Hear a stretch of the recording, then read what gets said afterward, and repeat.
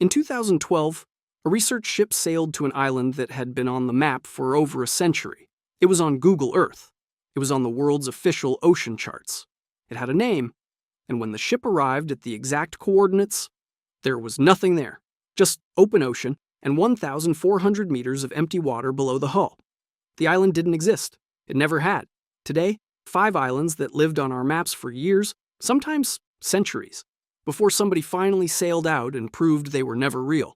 Let's start with the fakes we caught quickly and work our way to the one that fooled everyone for 400 years. Number 5. Bermeja. This one's my favorite because it didn't just vanish. It vanished at the worst possible moment. Bermeja was a small island off the Yucatan Peninsula in the Gulf of Mexico, and it wasn't some vague rumor. It shows up on Spanish maps as far back as the 1500s, described as blondish or reddish from a distance, sitting out in the Gulf. Cartographers drew it for centuries. Everyone agreed it was there. Then, in the year 2000, Mexico went looking for it. And here's why that timing matters. Bermeja sat right in the middle of a zone with huge oil reserves. Under international law, if that island existed, it would push Mexico's territorial waters further out and hand them a much bigger slice of that oil. So this was not a casual survey. Mexico sent boats. They sent planes. They went to the exact spot on the map. Nothing. They searched the surrounding water. Still nothing. The island that had been on the charts for 400 years was simply gone. And that's when it got weird. Because when an island worth billions in oil disappears right before a border negotiation, people start asking questions. Some Mexican politicians openly suggested the island had been secretly destroyed to shift the maritime border. There were even conspiracy theories about the CIA blowing it up. The boring explanation, the one most scientists actually believe, is that Bermeja never existed in the first place. It was a mapping error copied from chart to chart for centuries. But I'll be honest with you, an oil island vanished right before the oil negotiation is a way better story, and I don't blame anyone for wondering. Number 4. The Los Jardines Islands. This one's a lesson in how one mistake becomes permanent. Los Jardines, the Gardens, were a pair of islands supposedly out in the western Pacific, first reported by Spanish explorers in the 1500s. The problem back then was longitude. Sailors could figure out how far north or south they were pretty accurately, but figuring out how far east or west longitude was almost impossible before they had precise clocks. So an explorer would spot a real island, write down a position that was hundreds of kilometers off, and sail on. The next mapmaker would faithfully copy that wrong position. And now you've got an island marked in open ocean where there's nothing but water. Los Jardines stayed on maps and navigation charts into the 1970s. The 1970s, we had satellites, we had astronauts, and there were still phantom islands riding along on official charts because nobody had gone out to that specific empty patch of the Pacific to double-check. When they finally did, the Gardens weren't there. They probably never were. Just a real island, logged in the wrong spot, that turned into a ghost that outlived the people who invented it by 400 years. And Los Jardines isn't even a special case. The Pacific is littered with these. There's a whole category cartographers now call phantom reefs. Hundreds of rocks, shoals, and islands that got reported once, copied onto every chart, and then quietly deleted decades or centuries later when somebody finally sailed over the spot and found nothing but deep blue water. Some of them were so persistent that navies kept them on official charts, just in case, because leaving a hazard on the map felt safer than taking a real one off by mistake.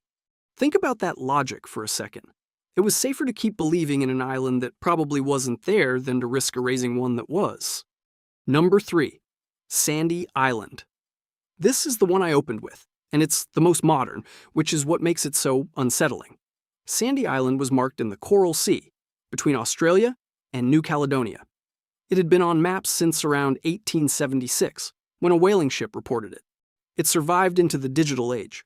It was on Google Earth. It was in scientific databases. It was baked into one of the main global coastline datasets that researchers use for everything. A black island-shaped blob sitting in the Coral Sea. And nobody questioned it, because why would you? It's on the map. Then, in 2012, an Australian research vessel, the Southern Surveyor, happened to be passing through the area. The scientists on board noticed something odd. Their navigation chart said there was an island right there, but their depth sounder was reading 1,400 meters of water under the ship. Those two things can't both be true. So they did the thing nobody had done in 136 years. They sailed directly to the coordinates. And they found open ocean. They literally sailed straight through Sandy Island. It didn't exist. The team got to do something almost nobody gets to do anymore in the 21st century. They undiscovered a place. They wrote it up, and within days, Google quietly wiped Sandy Island off the map. A whole island, gone from the digital Earth in 2012, because a handful of people on a boat decided to actually check. And think about what that means for a second. This wasn't some forgotten chart in a dusty archive. This was the map billions of us use. Sandy Island had been sitting there, in plain sight, on the most used mapping software on the planet, and for over a decade of the digital age, not one of those billions of people had gone to the exact spot to notice it was fake. It took a research ship stumbling past by accident. That's the part that should bother you a little. Number 2, Emerald Island. Now we head south, into the freezing water near Antarctica, and into a phantom that was genuinely dangerous. Emerald Island was reported in 1821, down in the Southern Ocean below New Zealand, and for over 100 years it stayed on the charts, which down there is not a harmless little error. That is some of the roughest, most remote ocean on the planet. Ships navigating those waters were using charts with an island on them that wasn't there. You're either steering around a hazard that doesn't exist, wasting time and fuel in brutal seas, or worse, you're using it as a reference point to fix your position, and your reference point is a ghost. So now every calculation you make is wrong. Multiple expeditions went looking for Emerald Island over the years, and kept coming back empty-handed. It was likely what sailors call a sight of ice, a low bank of cloud, or a trick of light on the water, or a distant iceberg that somebody logged as land. Eventually it was scrubbed from the charts, but for a solid century, in one of the deadliest stretches of ocean on Earth, sailors were navigating partly by an island that was made of nothing but a mistake. And number 1, hy-brasil. If Sandy Island fooled us for 136 years, this one fooled us for around 500. Hy-brasil was a phantom island in the North Atlantic, west of Ireland. And no, the name has nothing to do with the country Brazil. It comes from Old Irish. It first shows up on a map in 1325, and then it just stays. Mapmakers drew it for the next 5 centuries, usually as a perfect circle with a channel cutting through the middle, sitting off the Irish coast. And this wasn't only a mapmaker's habit. People sailed out looking for it.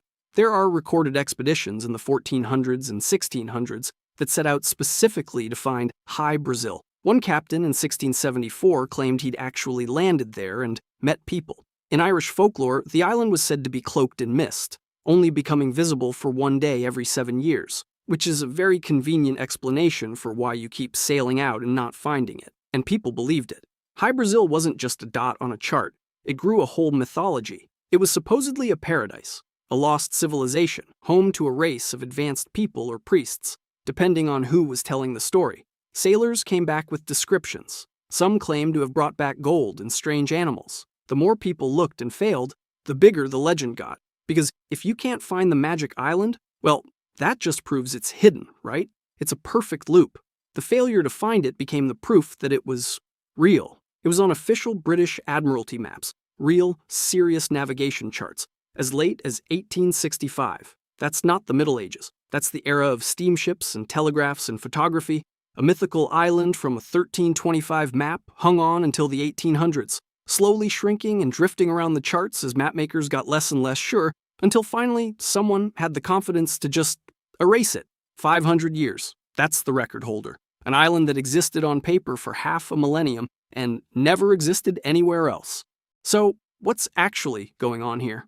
Why does the map, the thing we trust more than almost anything, keep getting this wrong? It comes down to 3 things. 1, before accurate clocks, longitude was basically a guessing game, so real islands got logged in fake positions and became ghosts. 2, the ocean plays tricks. Fog banks, icebergs, low cloud, mirages, floating rafts of pumice from underwater volcanoes, from a rolling ship's deck, any of those can look exactly like land. And 3, the big one. Map makers copied each other. If an island was on the last chart, you drew it on yours. Nobody wanted to be the person who left something off. So one mistake, made once, could get copied forward for 400 years, because checking meant sailing to a specific empty patch of the largest ocean on Earth, just to confirm that, yes, it's still empty. We think of the map as finished, solved.